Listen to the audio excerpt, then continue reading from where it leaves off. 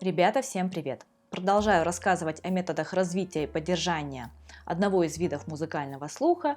Сегодня поговорим о мелодическом слухе. Если вам интересно, оставайтесь со мной. Мелодический слух обеспечивает целостное восприятие всей мелодии или музыкальной фразы, а не только ее отдельных нот или интервалов. Именно благодаря мелодическому слуху мы с вами и узнаем мелодию, будь она сыграна на рояле, гитаре или кларнете. Чтобы напевно, эмоционально проинтонировать мелодию, музыканту как раз и нужно обладать развитым мелодическим слухом. Мелодический слух включает в себя два подтипа. Это интервальный слух и ладовый слух. Интервальный слух ориентируется на соотношение интервалов между двумя звуками. Ладовый слух ориентируется на отношение звуков мелодии к устойчивым звукам лада. Это первая, третья, пятая ступени, которые вместе и образуют тоническое трезвучие. Остальные звуки лада, соответственно, ощущаются как неустойчивые и потому будут тянуться к соседним устойчивым звукам.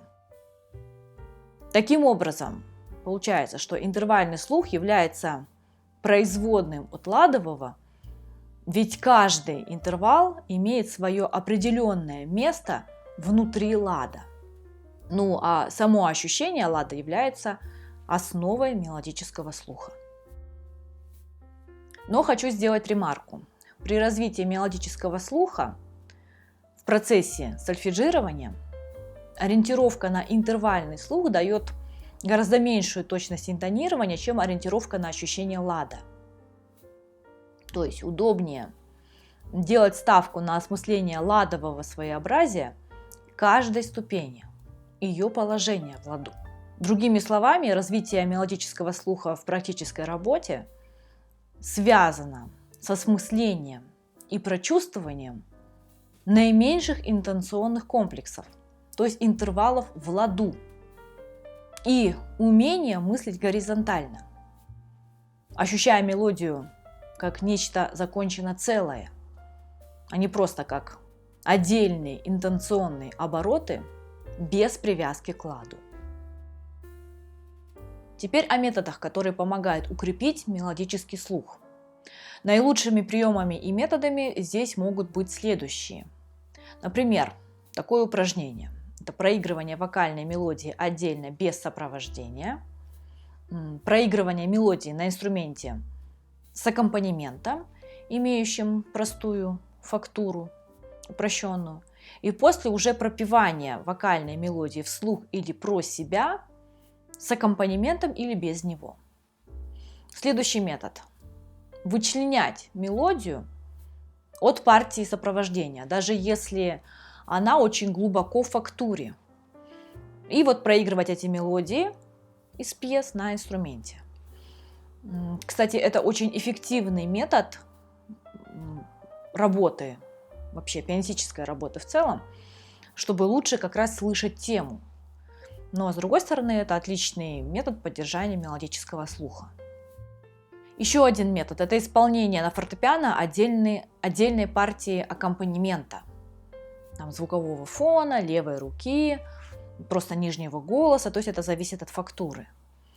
С одновременным пропеванием главной мелодии голосом вслух или про себя. Мелодический слух можно развивать и при помощи устных диктантов. Я уже снимала видео о них. Их всего 12 видов нетрадиционного диктанта. То есть методов действительно очень много.